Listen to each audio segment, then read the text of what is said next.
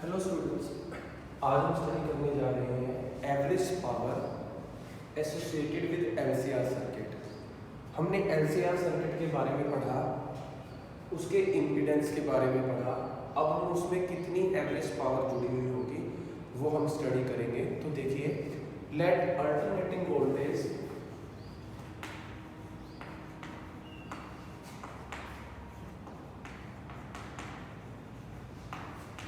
applied to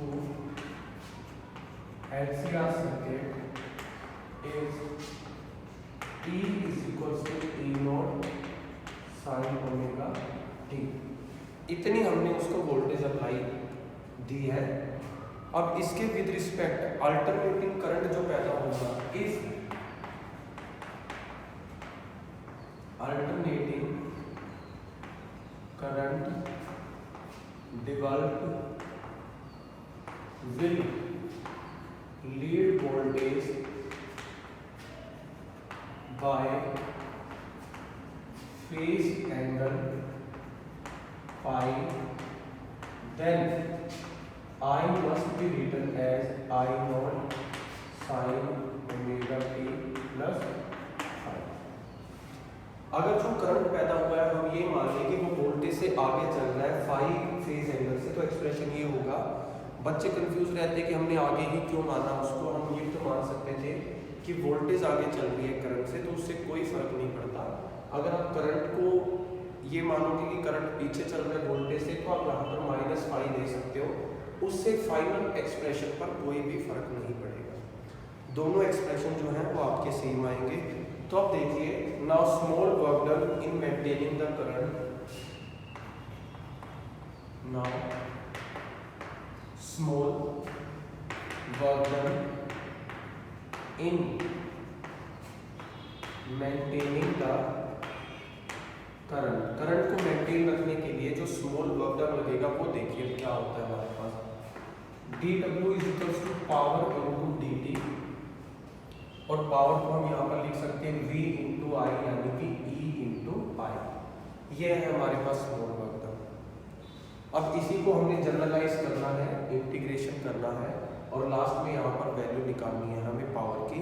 देखिए mathematics है सारा, ध्यान से देखते रहिएगा। वैल्यू पुट करेंगे e और i की जो वहाँ लिखी हुई है, तो देखिए dw is equals to e की जगह e naught sine omega t, i की जगह i naught sine omega t phi, और ये हो गया साथ में आपका d T.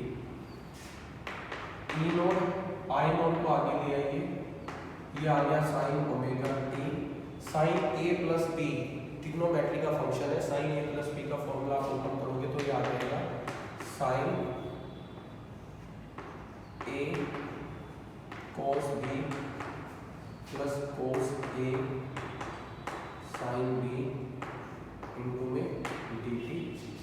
Sign omega T को अंदर ले जाइए, इसको अंदर आप लेके जाओगे तो sine omega T sine square omega T cos phi plus sine omega T cos omega T sine phi into में डी टी। अभी तक हमने इंटीग्रेशन नहीं किया, हम अभी तक इसको सिंपल फॉर्म में कन्वर्ट कर रहे हैं। अब देखिए, sign omega T cos omega T, इस टर्म को मैंने 2 से मल्टीप्लाई कर दिया और 2 से डिवाइड कर दिया।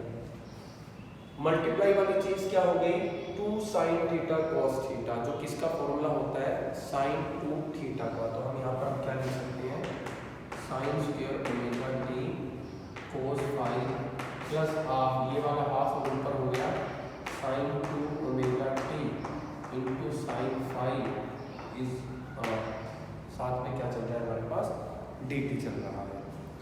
तो ये हमारे पास सिंपल, हमने इसको सिर्फ अभी सिंपल फॉर्म में किया है। अब हम इंटीग्रेशन करेंगे। Now total work done over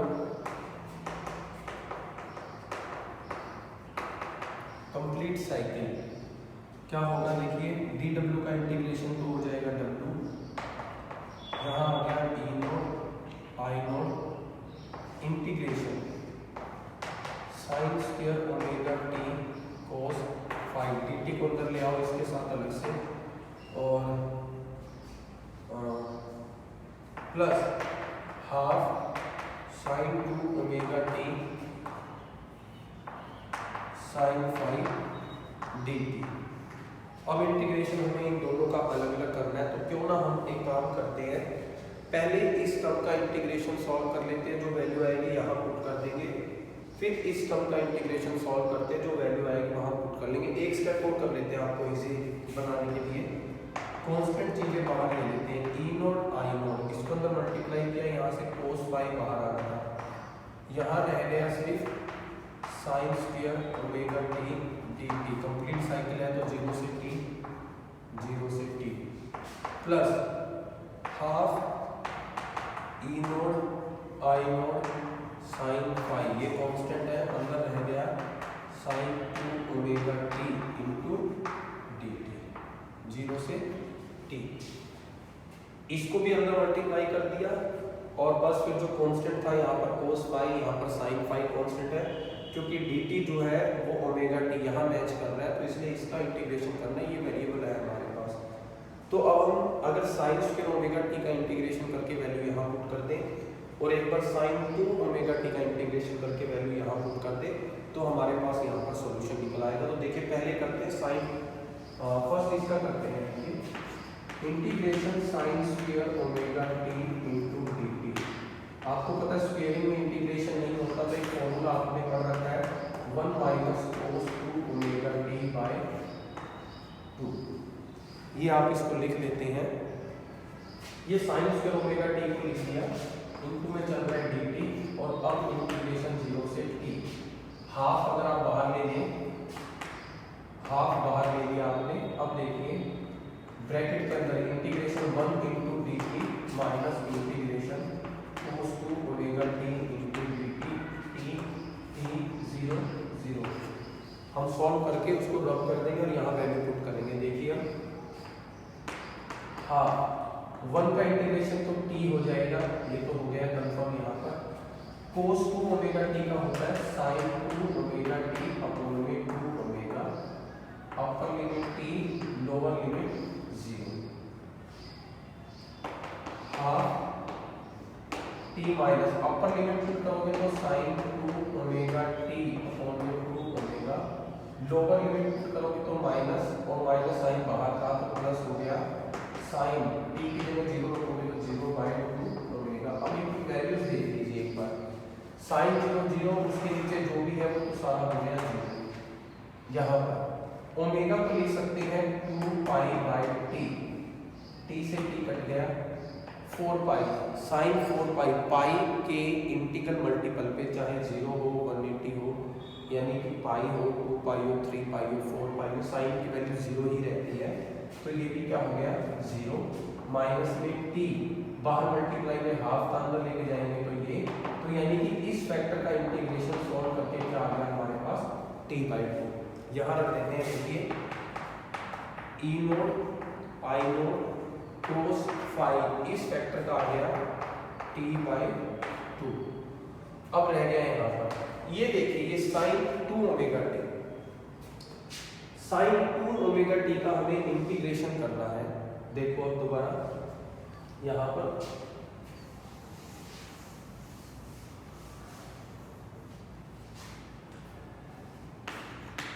sign 2 omega t into dt, sine का इंटीग्रेशन होता है minus cos 2 omega t upon में 2 ओमेगा, लिमिट 0 से t, अपर लिमिट पुट करिएगा, देखिए minus cos 2 omega capital T by 2 omega, और minus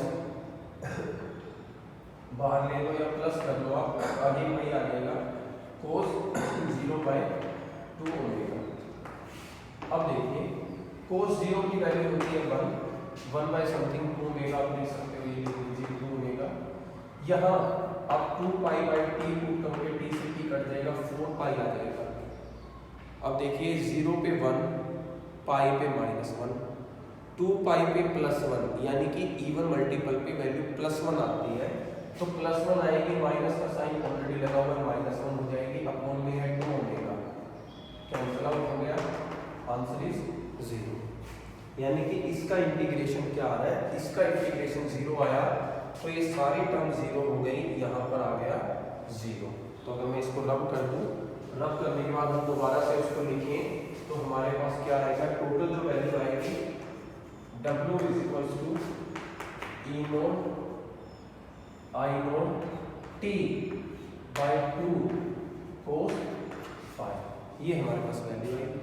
T को इधर ले आए, वर्क डन बाय टाइम, ये हो गया E note I note 2 cos 5, और ये इक्वल होता है पावर के, तो पावर किसके इक्वल आ गई, E note I note cos 5।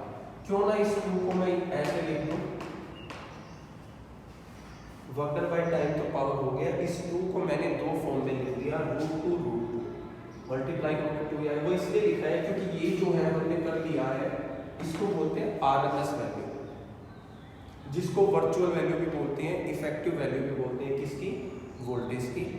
ये है RMS वैल्यू किसकी, करंट की, और इनको हम रिप्रेजेंट कर देते हैं, वर्चुअल वैल्यू को बोलते हैं, तो इसको EV से रिप्रेजेंट कर देते हैं। EV is E note by √2, RMS value भी बोल सकते हो आप इसको, और I को लिख दिया IV, और ये हो गया cos 5। ये है फाइनल रिलेशन हमारे पास किसका, पावर का। और यहाँ जो ये cos 5 है, इसको एक नाम और दिया गया है जो हम करेंगे, इसको बोलते हैं पावर फैक्टर। तो जो फाइनल फॉर्मूला आया P = EV IV cos 5, ये है हमारे पास पावर का फॉर्मूला। अब पावर फैक्टर की बात करें कि पावर फैक्टर क्या होता है, तो आप इजीली बोल सकते हो पावर फैक्टर रेशो है। डेफिनेशन की बात करें तो लिख देते हैं,